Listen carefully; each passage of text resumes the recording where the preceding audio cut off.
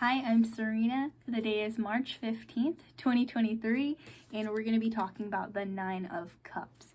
So, the Nine represents completion or perfection. So, 10 is kind of like an abundance or like an excess, but a 9 is a completion. Like we talked about the Nine of Pentacles being abundance, like physical abundance. And the Cups is emotions. So it's an abundance of emotions. In this case, it's positive emotions. So it is known as the wish fulfillment card. It indicates to us that we are allowing ourselves to wish for something, knowing that we deserve it.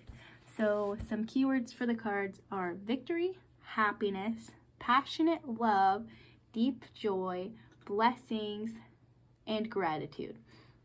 So the Nine of Cups is personifying the astrological aspect of Pisces and Jupiter.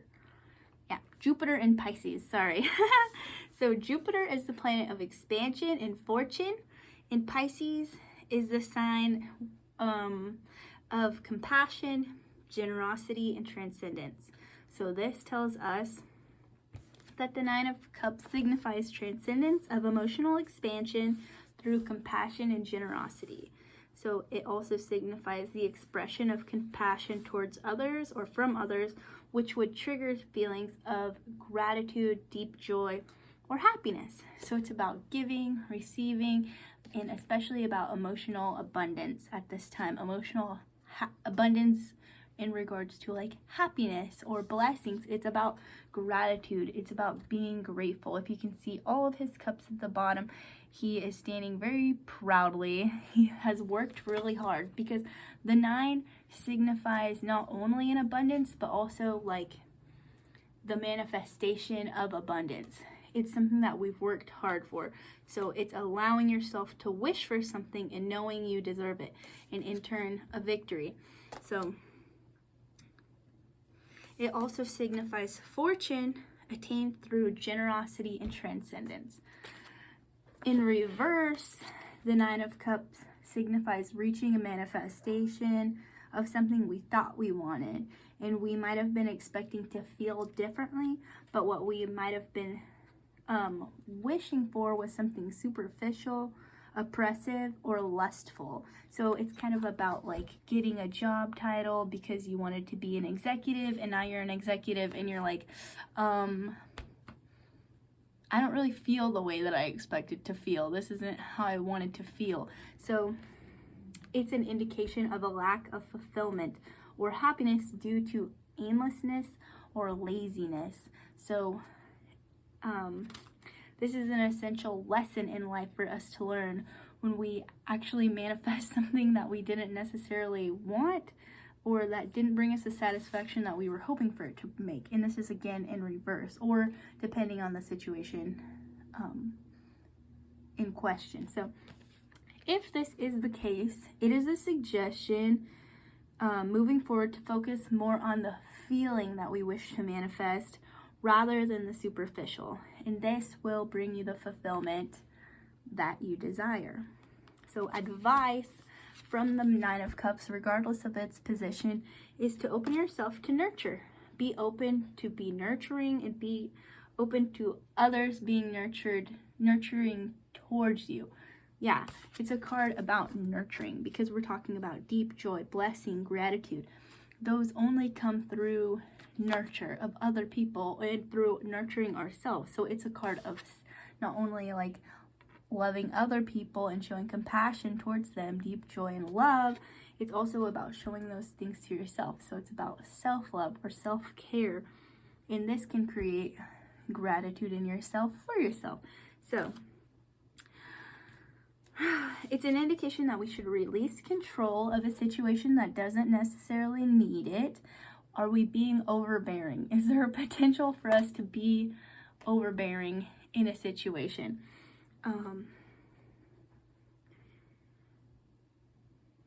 Proceed from your heart and be guided by your intuition, because the Cups is about intuition. The Cups is emotional. The Cups is heart-centered. So proceed from your heart and be guided by your intuition. So as long as you're making decisions out of love and you're in tune with your intuition, which is just a little voice in your head that says, don't yell at that person. Keep calm. Like, keep your composure, especially in this type of situation that we're talking about. So avoid feelings of harshness, or avoid harsh, critical, and cruel feelings. If this requires you to change styles, so be it. So it's also an indication that we should beware of greed. It is amazing that he has all 9 cups at the bottom of the card, but imagine if he were to want more than that. Like, why does he need more than that? There's people with fewer cups than him. Can he not be grateful for the cups that he has? He has 9. He has reached his wish fulfillment. He has, even in a reverse position, he has succeeded at the thing that he was hoping to manifest. It just wasn't the feeling that he was hoping to get. So focus more on the feeling that you're hoping to manifest rather than something superficial such as money or like a job title or like a relationship title. It doesn't necessarily mean that a person is going to be loyal to you just because they're your like significant other or your partner. You want to manifest love, right? Anyway, beware of greed.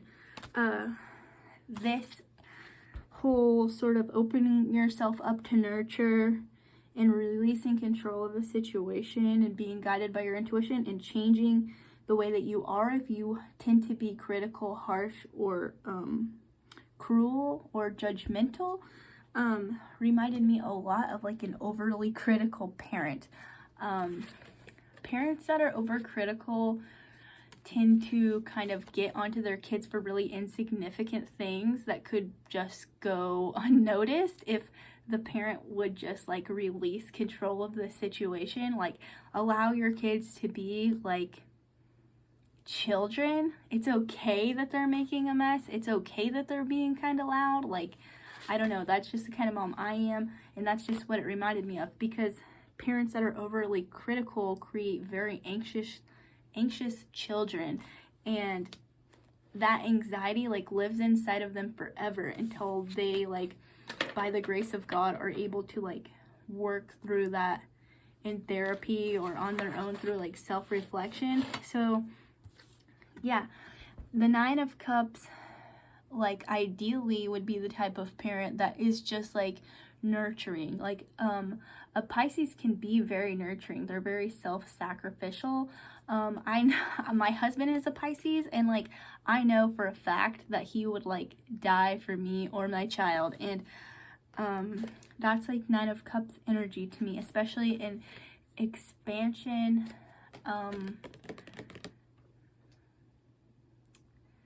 Yeah, like, I think a Pisces love is kind of endless, and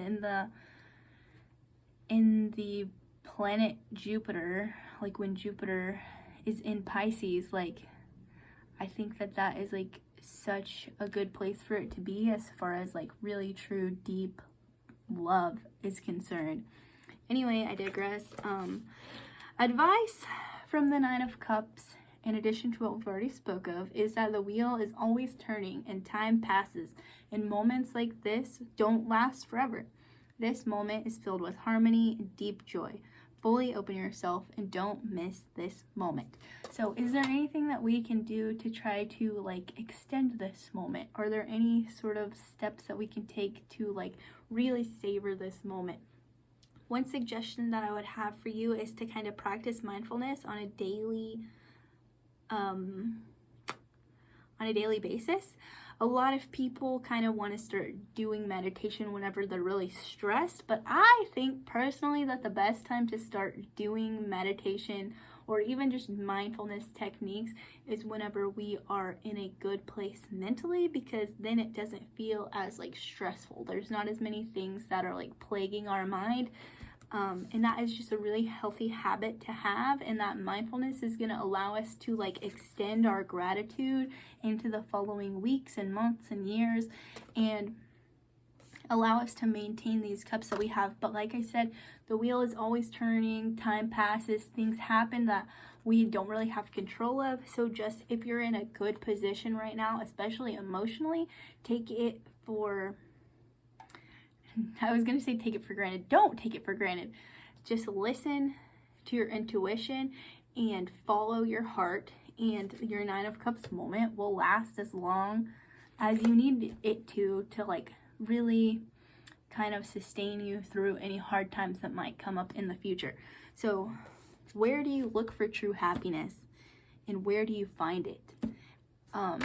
For me personally, I think as of lately, I have been looking for happiness inside of myself, or inside of books, or inside of like podcasts. But I think really where I actually find it is like in community, or in actual like human connection. Like I think that the most present and like loving and nurturing that I could feel is like when I'm playing with my baby. Like this morning we woke up and did puzzles together, and I that's not something that I normally do. Like when I first wake up is like do puzzles with my baby, but that's like what she wanted to do. And I don't know, that kind of set the tone for the day of us to just kind of have this like really, I don't know, we had like an intimate day today. We made lunch together, we played outside, we went to the store, and yeah, I think that it was a really productive day. If there's any way that you could like kind of cash in on that productivity, that's really going to give you the fulfillment and satisfaction and like the manifestation of like the victory that you're hoping to achieve, I would suggest doing that. Like I've said before, I don't really like to call it like a morning routine or a night routine. I like to think of it more as like an order of operations. That's how it is for me anyway. I think of being a stay-at-home mom as like a job, even though it's not technically a job title. I think it is like work. It's harder than any job I've ever had, because it's so like emotionally and mentally stimulating and draining at the same time. And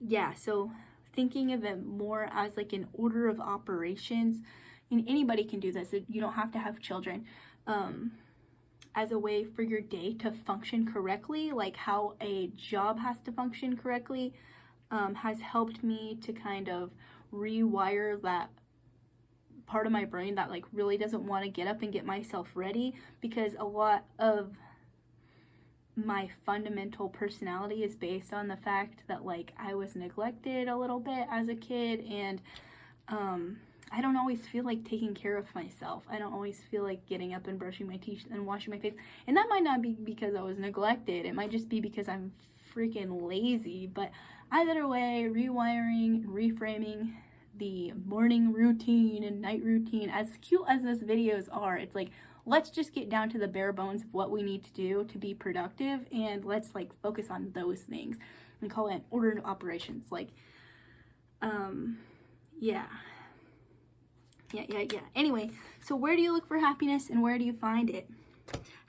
An affirmation, if you pull this card and you really want to channel this energy of the 9 of Cups and this happiness and this gratitude and this blessing and this victory, would be, happiness is my natural state. You can even focus on that sentence like as you meditate. Happiness is my natural state. Happiness is my natural state. So we'll talk about the card in like relation to like specific types of readings. If you're looking at this video to like determine like what the 9 of Cups means in the specific reading that you're doing, or if you're trying to learn about what it means. Really, the key word, the most fundamental word of the 9 of Cups is wish fulfillment. Even in reverse, it's wish fulfillment in reverse, right? Like it's a wish fulfilled that didn't go according to plan. So in love, it's wish fulfillment. It could be an indication that we have like met the person that we're gonna like be with for a long time, maybe not forever, but a person that's really gonna bring us deep satisfaction, emotionally, especially, mentally, all of it. I think especially emotionally, chemistry is going to be like on point with whoever this is. Or if you're in an existing relationship, it could just be an indication that like things are like on the up and rising. And in career, the Nine of Cups could indicate happiness in career, workplace, and co-workers, which in turn breeds gratefulness, like we said. And yeah, that's an awesome place to be in. I've had Nine of Cups experiences at work before where you're happy with what you're doing, you're happy with the atmosphere, you're happy with the people that you work with. And again, just know that it doesn't last forever. When those coworkers eventually leave, you're not going to have the same relationship with them as you did when you were at work, because you guys were like functioning as a system, and like the chemistry a lot of the time, unfortunately, is just kind of gone whenever you leave that job. So also when you leave that job, like I myself personally am still kind of searching for that like Nine of Cups workplace.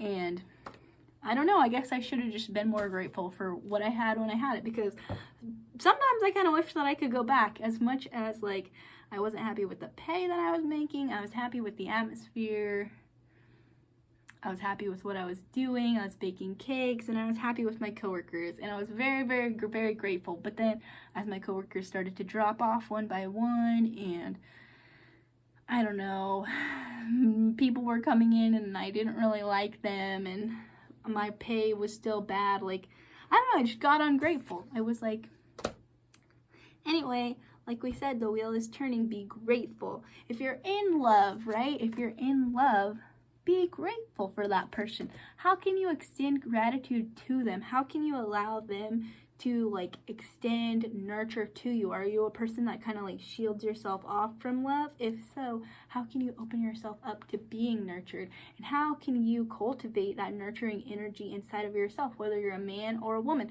you're still capable of being nurturing either way. So what could you do for your partner if you're in an existing relationship to extend gratitude and extend this Nine of Cups energy to your partner? Because like you're in a position to do so at this time. You have 9 cups that are full. I think you can lend a little bit of your life energy to the person that you are like spending this time on earth with, right? In a personal reading, the Nine of Cups could indicate that you have endured a long journey and you've earned this feeling of blessing. Like we said, you deserve this victory. The 9 is something that you have to work for. It's not something that just falls in your lap. It's something that you have like followed your intuition, you've used discernment. This guy is like we can tell he's a little bit older, right? And it's taken him all this time to get that. He deserves these cups. Look at his face. He's like, that's right. That's right. I earned these cups. Yeah, and they're all mine. So good for you. Congratulations. It's also an indication that you should be focusing on self-care, or if you are focusing on self-care, that's a lot of what's contributing to your gratitude at this time. That's contributing to your deep love, because like we say, you cannot love others, you cannot love the outside world if you don't first love yourself. So what does self-care look like to you, right? This is going to be kind of a little bit of a self-report, but like I put laundry in the washer for the first time in a few days, and I'm like really excited to have my favorite pieces of clothing washed, because that's usually what I cycle through first, or like my favorite clothes, and then like as time goes by I'm like wearing like things that I don't like very much. So today, one of the first things I did, like in my order of operations, right, was to start a load of laundry, and by like mid-morning it was dry, and I was like, whoa, I like thought to myself, I'm so glad that I did that for myself. So even doing laundry is like a form of self-care. Doing your dishes, cleaning your kitchen, cleaning up after yourself, throwing stuff away after you're done with it, like that's a form of self-care. Picking up after yourself, that's a form of self-care. It's saving you time later that you're gonna spend like doing all of that. I was thinking about that the other day, how like each of these individual tasks that only take a minute to do, like piling up, like eventually contribute to like hours worth of work, whenever really we could just pick up after ourselves and we wouldn't have to spend all that time doing all that crap or living in filth if we choose not to do it, right? Don't neglect yourself. Love yourself. This could also be a sign that you are neglecting yourself. Another interpretation of the reversal of the Nine of Cups would be, like we said, wish fulfillment reversed. Success that is not satisfying to us. Like we said, if that's the case, focus more on the feeling that you wish to manifest rather than the superficial title or dollar amount, right?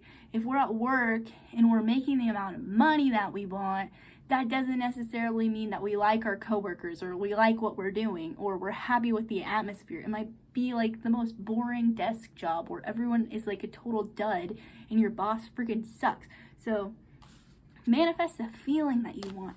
I personally just manifested the fact that I want to go to work. I manifested the fact that I kind of have a little bit more control over my hours. I manifested the hours that I'm working, And anyway, reversed, it could also indicate a lack of self-care or a lack of self-love, in which case neglecting the self or neglecting happiness can create emotional imbalance, causing emotional exhaustion. So it is an indication, if you receive the Nine of Cups in reverse and you aren't experiencing a wish fulfillment in reversal, it is an indication that you're neglecting yourself, you're neglecting your happiness, and you're exhausting yourself emotionally because you're not focusing on your happiness, you're not focusing on your love, you're not being grateful, or maybe you don't really have anything to be grateful for. But you can always change that because you can always love yourself more. You can always love yourself more, and that's something to be grateful for. If you love yourself, that's more than half the people that I know. So that is the Nine of Cups. I hope that you learned something, and I hope that this video was useful to you.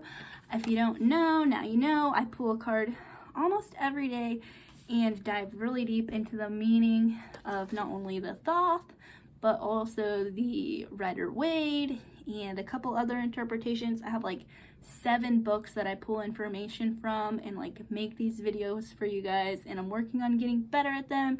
Hope my energy was high enough for you and it was like compact and to the point enough that it was helpful. So thanks for being here with me today, guys. I hope you like the video, and I hope you subscribe to the channel if you vibe with me. So I'll see you guys soon. Bye.